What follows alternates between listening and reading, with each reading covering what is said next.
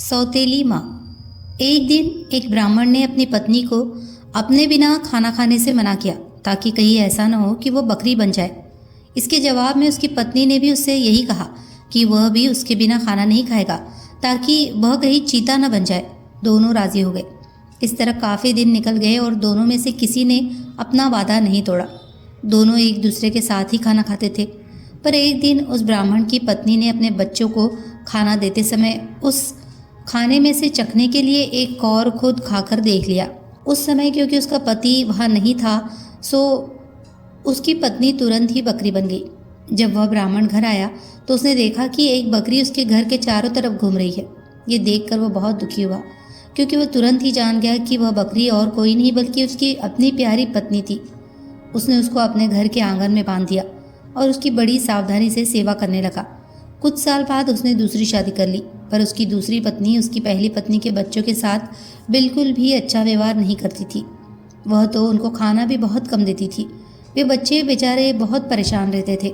उनकी बकरी माँ उनकी शिकायतों को सुनती रहती, पर वह बेचारी भी कुछ नहीं कर सकती थी। उन बच्चों की माँ ने यह भी देखा कि उसके बच्चे दुबले होते जा रहे हैं, इसलिए एक दिन उसने अपने बच्चों में से एक बच्चे को अपने पास बुलाया और उससे दूसरों को भी यह बात चुपचाप बताने के लिए कहा कि जब भी उनको भूख लगे तो वे एक डंडी से उसके सींगों को मारे। ऐसा करने से उसके सींगों में से कुछ खाना निकल आएगा जिसे वे खा सकते थे। बच्चों ने ऐसा ही किया। अब जब भी उनको भूख लगती तो वे अपनी बकरी माँ के सींगों में डंडी मारते। इससे उनमें से कुछ खाना निकल आता और वे उसको खाकर अपना पेट भर लेते। इससे धीरे धीरे उनकी तंदुरुस्ती अच्छी होने लगी। पर यह तो सौतेली माँ की उम्मीद के खिलाफ हो रहा था। उसके सौतेले बच्चे तो बजाय दुबले होने के और ज़्यादा तंदुरुस्त होते जा रहे थे, जबकि वह खुद उनको बहुत कम खाना देती थी। वह उनको इतना तंदुरुस्त देखकर बहुत ही ताज्जुब में पड़ गई कि यह सब कैसे हो रहा था। कुछ समय बाद उस ब्राह्मण की दूसरी पत्नी ने एक आँख की बेटी को जन्म दिया। वह अपनी उस कानी बेटी को बहुत प्यार करती थी और उसकी किसी भी ज़रूरत को तुरंत ही पूरा करने को तैयार रहती थी, जिसको वह समझती थी कि वह उसको चाहिए। कुछ दिन बाद जब वह लड़की काफ़ी बड़ी हो गई, चलने फिरने लगी, बोलने चालने लगी, अच्छी तरह बातें करने लगी, तो उसकी माँ उसको दूसरे बच्चों के साथ बाहर खेलने के लिए भेजने लगी। उसने उसको ये भी कहा कि वह अपने बड़े भाई बहनों पर निगाह रखे कि वे कब और कैसे खाते पीते हैं। लड़की ने कहा ठीक है। वो लड़की उनके साथ सारे दिन रही और उसने वह सब कुछ देखा जो उनके साथ हुआ। ये सुनकर कि बकरी उसके सौतेले बच्चों को खाना दे रही थी, वो दूसरी पत्नी बहुत गुस्सा हुई। उसने तय कर लिया कि वह उस बकरी को जल्दी से जल्दी मरवा देगी। एक दिन उसने बहाना किया कि वह बहुत बीमार है और अपने इलाज के लिए एक हकीम को बुलवाया। उसने उस हकीम को रिश्वत दी और कहा कि वह उसके लिए दवा के तौर पर बकरी का मांस खाने के लिए बताए। उस हकीम ने ऐसा ही किया।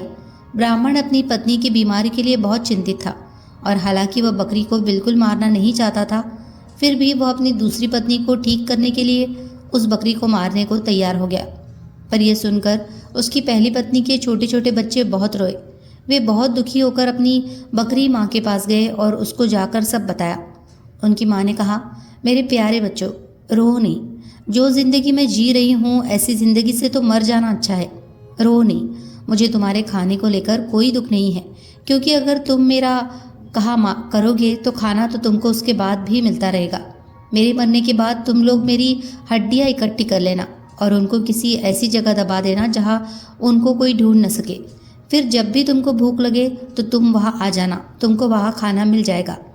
उस बकरी ने उनको यह सलाह बड़े समय से दे दी थी, क्योंकि जैसे ही उसने अपनी बात खत्म की और उसके बच्चे वहाँ से गए, तभी एक कसाई अपना बड़ा सा चाकू लेकर वहाँ आ पहुँचा और उसने उस बकरी को मार दिया। उस बकरी के शरीर को टुकड़ों में काट कर पका दिया गया। ब्राह्मण की पत्नी ने उस बकरी के मांस को खाया, पर बच्चों को केवल हड्डियाँ ही मिली। बच्चों ने उन हड्डियों का वही किया जो उनकी बकरी माँ ने उनसे करने के लिए कहा था। उन्होंने उसकी हड्डियाँ एक ऐसी जगह दबा दी जहाँ उन्हें कोई ढूंढ नहीं सकता था। जब उनको खाने की ज़रूरत होती तो वे वहाँ जाते और उन हड्डियों से खाना मांग लेते और उनको खाना मिल जाता। सो अब उनको फिर से खाना रोज़ और खूब मिल रहा था। अब वे भूखे भी नहीं रहते थे। उनकी तंदुरुस्ती फिर से ठीक होती जा रही थी। उस बकरी के मर जाने के कुछ समय बाद ब्राह्मण की पहली पत्नी की बेटी पानी के नाले में अपना चेहरा धो रही थी और उसकी नाक की लौंग घुल गई। और पानी में गिर गई। एक मछली पानी के साथ उसको भी पी गई। अब हुआ ये कि मछियारे ने वो मछली पकड़ ली और राजा के रसोइयों को बेच दी।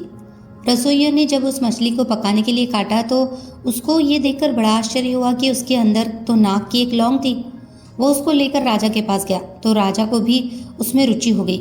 राजा ने उसे अपने राज्य में यह मुनादी पिटवा दी कि जिस किसी की भी नाक की लौंग खो गई है वो उसको राजा से आकर ले जाए। कुछ ही दिनों में उस लड़की का भाई राजा के पास आया और बोला कि वह नाक की लौंग उसकी बहन की थी। उसकी ये नाक की लौंग उसका चेहरा धोते समय नाले में गिर पड़ी थी। राजा ने उस लड़की को बुलाया तो वह उसकी सुंदरता और अच्छा व्यवहार देखकर इतना प्रभावित हुआ कि उसने उससे शादी कर ली और उसके परिवार की भी खूब सहायता की।